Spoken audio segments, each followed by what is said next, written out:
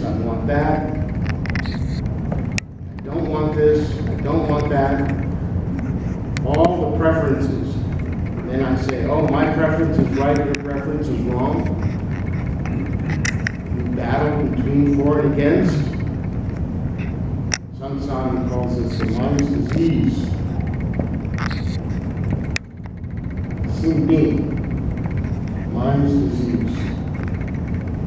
I never get the tones right.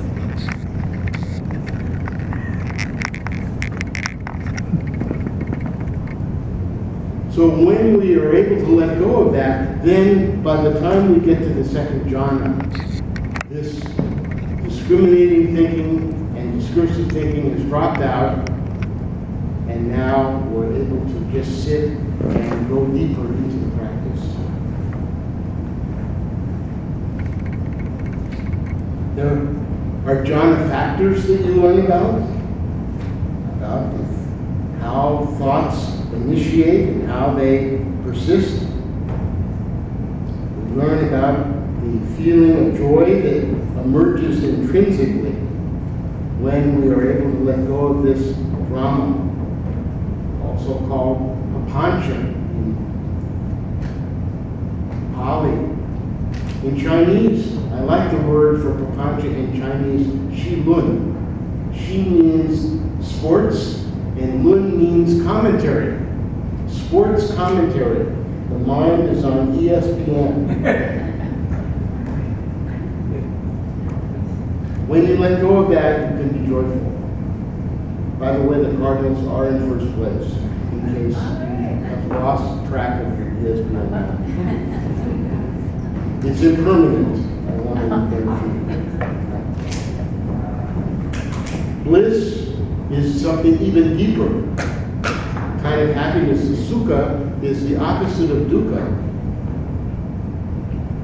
This is an intrinsic feeling of happiness that is very tranquil. And then finally, the full realization of one-pointedness. And each time we go through the jhana, we go deeper.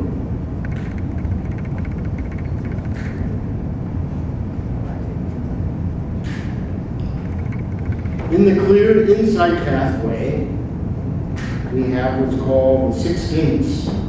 This is from Master Yeye.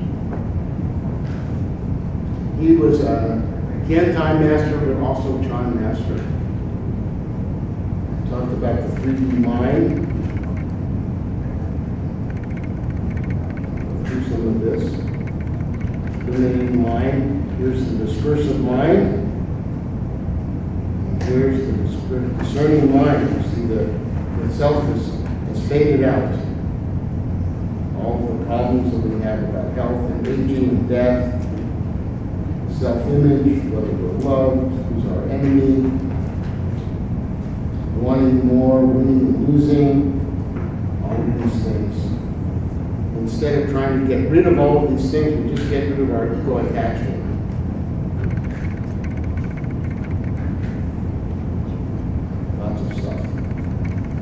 Clear inside gates, we can begin to see what it is that we understand. First, we practice the breathing. Now, sometimes people say, oh, I'm practicing the breathing, I'm doing anapanasati. This is not really so, because anapanasati is really a much more advanced practice. You're preparing for anapanasati. So when you're doing the breathing in and out, this is very good, but you're not reaching into the jhanas yet. So anapanasati, in the Anapanasati Sutta, the person is reaching to the jhanas, at least to the second and third jhana, right away. So since we're not there, it's okay here. We start with the breathing. We begin to understand the Dharma seals. We learn to be able to understand everything is impermanent. Everything is unsatisfactory or imperfect. And we don't have the self, the way that we think. I call it impersonal. So we look at things from that point of view. I call it the 3 I's. impermanent, imperfect, impersonal. In this way, the person begins to practice in accordance with this teaching, and then we add in the loving kindness and compassion, and then we can begin to understand what's called dependent origination. This is what the Buddha was practicing when he had his enlightenment, and then we can go deeper into the understanding of the aggregates, etc., until we can then go into anapanasati. So this is the training that the Buddha talks about. So, this is from the Yin Yang Falman. 6 Marvelous Wisdom Gates, which is actually has its foundation in some earlier teachings. Now, the Bodhisattva commitment pathway. We talk about 10 bhumis, but in fact, there are 12 bhumis, not 10 bhumis. There are 2 pre-bhumi stages that lead to the 52 stages of the Bodhisattva path. And these 2 pre-bhumi stages, when a person takes Bodhisattva vows, they don't just jump to the first bhumi. They're preparing. They're learning about how to do that. And so the person learns these pre-bhumi stages. And they learn how to arouse the Bodhisattva aspiration. This is from a chapter of the Yogacara Bhumi Shastra. And they learn how to investigate. And what are they investigating? They're investigating the 6 paramitas, the 5 stages of cultivation, and the 10 stages of faith, confidence, and learning about the 58 vows. This is the preliminary stages of Bodhisattva practice that lead to help the person go to the next level, the higher level. This is a chart of all 52 of the Bodhisattva stages. And you can memorize this well. So as we see here, we have all of these practices, all 6 stages. We can learn about the 5 stages of cultivation as well. And we can go deeper into the practice. But this is a lot of different small details of the practice. And this is outlined in a book under the Chinese name of Xiankuan.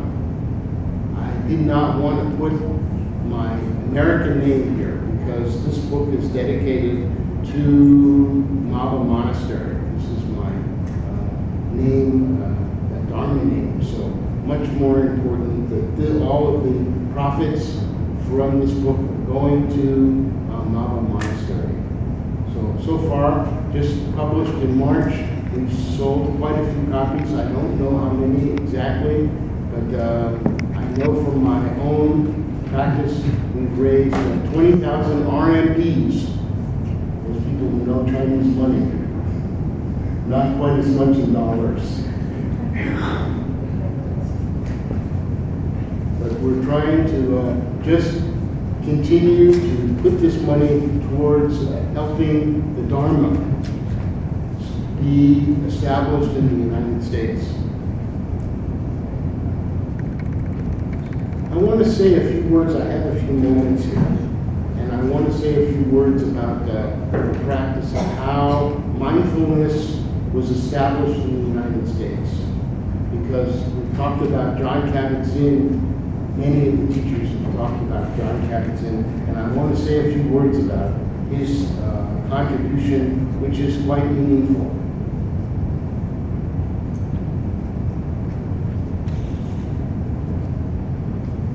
When John Kabat-Zinn began his research at UMass in the late 70s, early 80s, I was working at the Behavioral Medicine Institute at WashU at that time.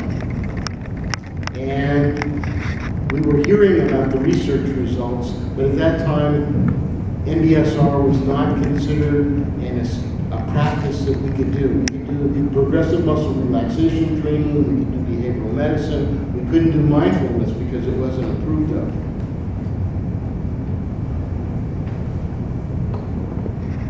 We didn't apply for any grants at that time from Washington to do mindfulness. But I came to understand that what John Kabat-Zinn was doing was mindfulness of the outside of the body, the exterior part of the body. He would have people do what's called a body scan. And he started at the bottom of the feet, which is perfectly fine, went up the legs and through the body and into the head eventually. And very fine detail, 45-minute practice. But he left off the internal organs. Why was that? Well, because when he began to do this in the 70s, they only knew that there was a connection between the outside of the body and the sensory motor ridge. The sensory gets information from the senses and the motor gets it to move. Sensory motor ridge in the posterior portion of the frontal lobe. Motors in front of sensory. So this is laid out just like your body's laid out, except upside down and backwards. So your right big toe is at the top left. And here in the sensory motor ridge, you have big hands and a big mouth. We all have a big mouth, but bigger here proportionally. Lots of nerve endings. This was called the homunculus, little person. So there was a scientific basis of something to study. They didn't have functional MRIs at that time that really could go deeper. But by 2010, there was a researcher at Arizona State University who discovered that there was a map of the internal organs in a part of the brain called the insula. I mentioned that a few times. Located right behind the prefrontal cortex, for the anterior insula. This contains a map, so if you're thinking about your liver and you really are able to focus on your liver, you can get a light to turn on right inside of your insula. You can see it on the functional MRI. Same thing with the pancreas, if you focus on it, another part lights up and it's consistent. So we published these results in 2010, made a big difference.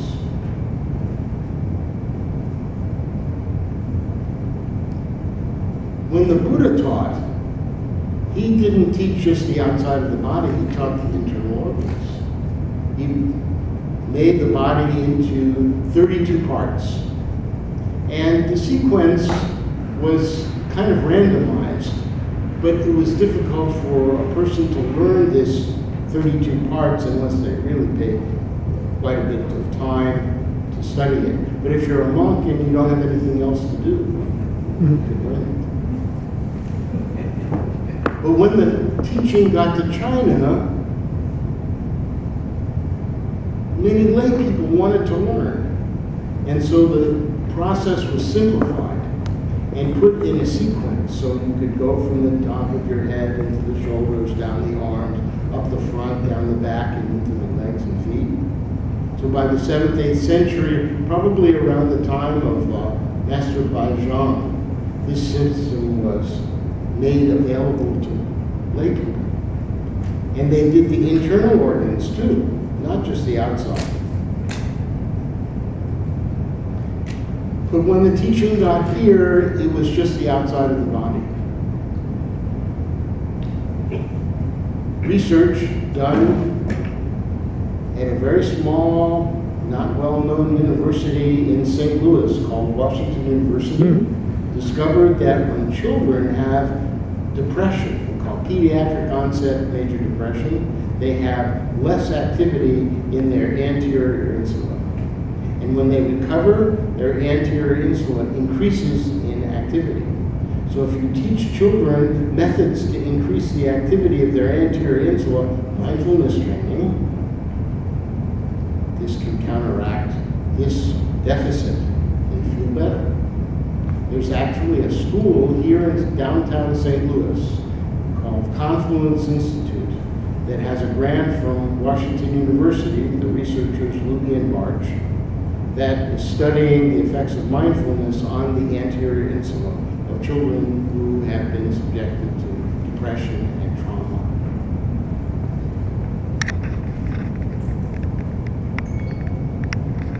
I was giving a seminar back when I was in my traveling days. I was in Denver doing a seminar to a group of therapists, and during the break after I was taught the mindfulness of the body, of the outside and the inside, the internal organs, a person came up and said, "Oh, I just came back from Boston." This was maybe around 2014 or so. "I just came back from Boston. John Kabat-Zinn visited our MBSR advanced training, and he says, I'm going to teach you mindfulness of the internal organs, a new technique."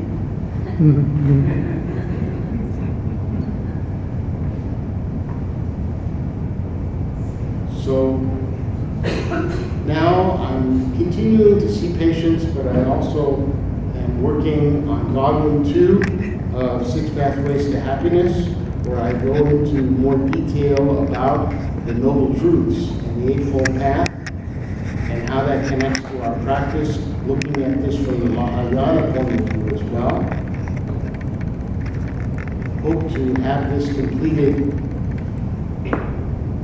sometime. Then all ready to work on volume 3, which is to help people see the Chinese understanding of the Bodhisattva path. So I hope to complete this before my breath runs out, and hope that it will be a benefit to people. So in the book, it's divided into different parts. Some parts are kind of more intellectual, explaining what's going on. Some parts are scientific. Some parts are about the Chinese etymology.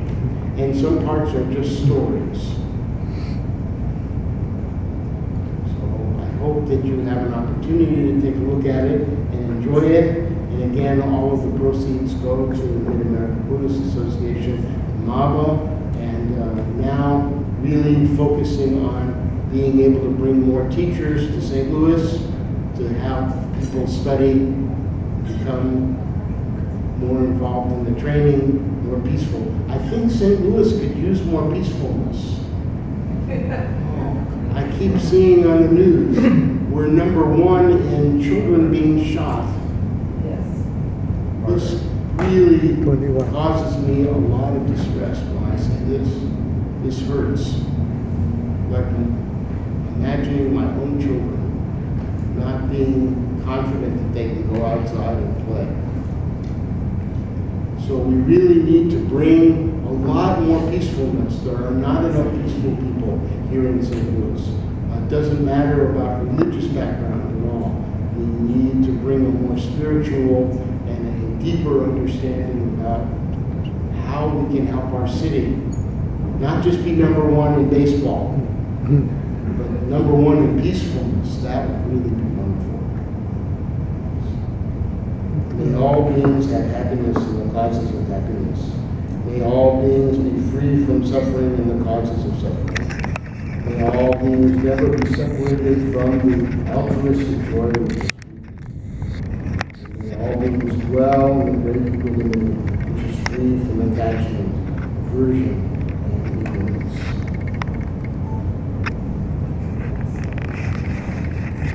Thank you all. Appreciate it.